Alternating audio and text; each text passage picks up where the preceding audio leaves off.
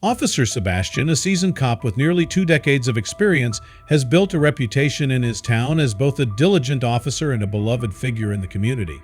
In his earlier days on the force, he eagerly pursued risky assignments and street work.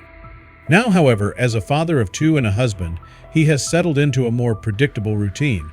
He spends most of his time behind a desk or riding along with rookie officers to teach them the ropes. For him, it's a welcome shift that allows him to serve his community in a less dangerous capacity, ensuring he'll be around for his children. On his routine rookie training route, there is a particular house that he passes by every day. It's a large, somewhat mysterious property on a quiet corner, and while Sebastian is familiar with most of the homeowners along this route, he knows nothing about the people who live in this house. In fact, the place almost seems abandoned. There are never any signs of life outside, but there is one constant every time Sebastian passes. He sees a young girl standing at an upstairs window waving to him. She never misses a day, and their silent connection through the glass has become a small but meaningful part of his daily routine.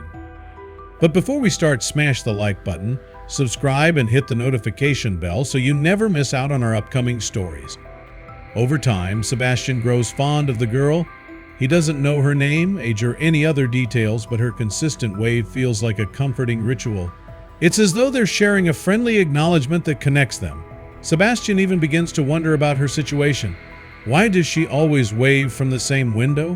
Why is she never outside? He imagines that one day he might have the chance to meet her and her family, just to make sure everything is all right. But that opportunity never comes, and the mystery of the girl in the window quietly gnaws at him. One day, while on his usual rookie route, something is different. The girl is not at her window. Sebastian immediately notices her absence. He tries to brush it off himself that it's nothing serious, maybe she's busy, taking a nap, or simply didn't hear him pass by. However, the feeling of unease only grows as he continues his patrol. This simple change unsettles him, as her wave had been a steadfast part of his routine. Doubts creep in, and he finds himself worrying about the girl's safety. Unable to shake his concern, Sebastian begins his own quiet investigation. He starts with the police database, searching for records on the house and its residents. He discovers that the home was bought nearly 50 years ago by an elderly woman who passed away about 25 years back. The property was then inherited by her son, but strangely there is no indication that he has any children. The lack of any information about the girl troubles him, so he delves deeper, looking up the son's personal records. Still nothing. There's no evidence of any school enrollment, medical records, or even a birth certificate that would place a young girl in that house. Sebastian's frustration and worry build. He considers the possibility that the girl could be unregistered, perhaps even hidden away.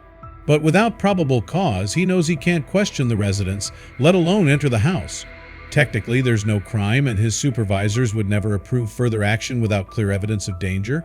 Sebastian tries to convince himself that she's fine, but he can't shake the feeling that something is terribly wrong.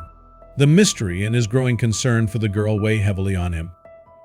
A few days later, Sebastian and his rookie partner are once again on the familiar route. Sebastian keeps his eyes trained on the house as they approach, hoping to see her wave from the window. But the window is empty, and his heart sinks.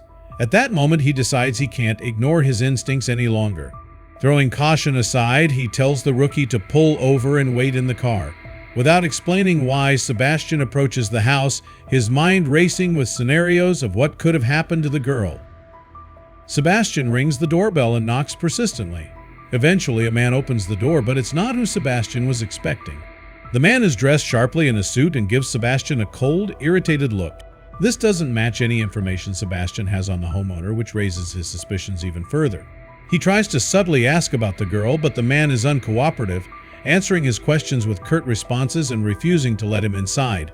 Sebastian's gut feeling is stronger than ever. Something is very wrong here.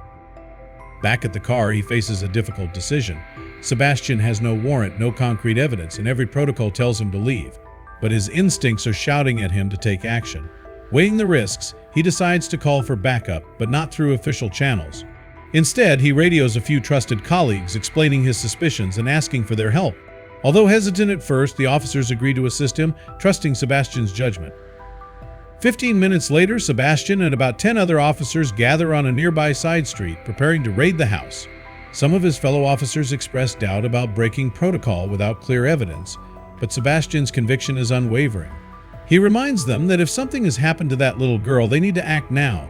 With his team behind him, Sebastian gives the signal, and they rush the house, forcing their way through the front door.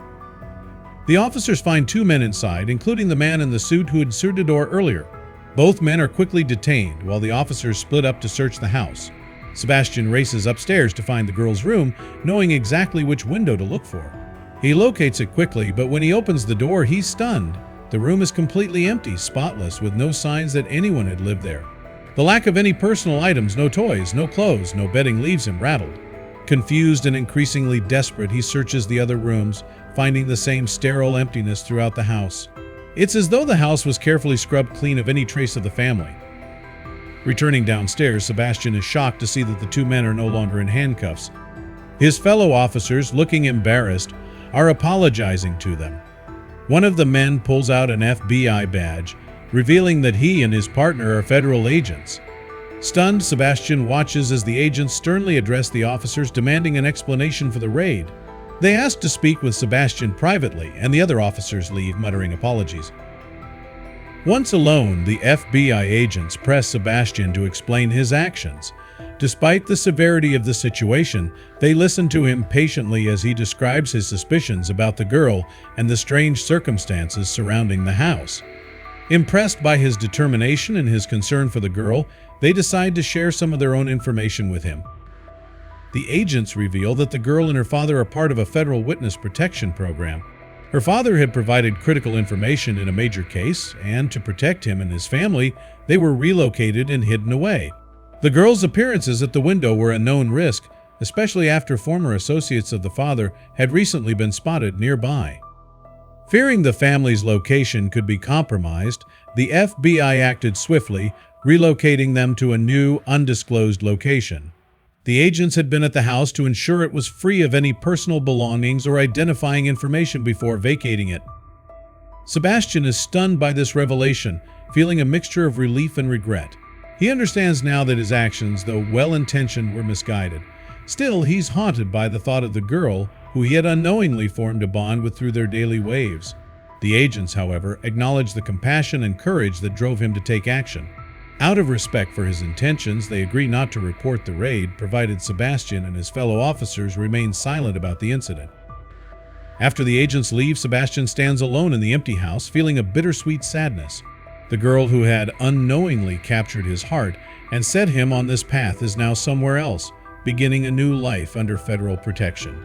He knows he'll never see her again, yet he takes comfort in knowing she's safe. Although he's left with more questions than answers, he realizes that his instincts to protect, to care, to go beyond his duty when he feels someone is in danger remain intact. As he returns to his car, he drives away, carrying the memory of the girl's wave as both a reminder of his duty and a symbol of the risks he's willing to take for those he's sworn. As Sebastian drives away, he can't shake the image of the girl's face from his mind.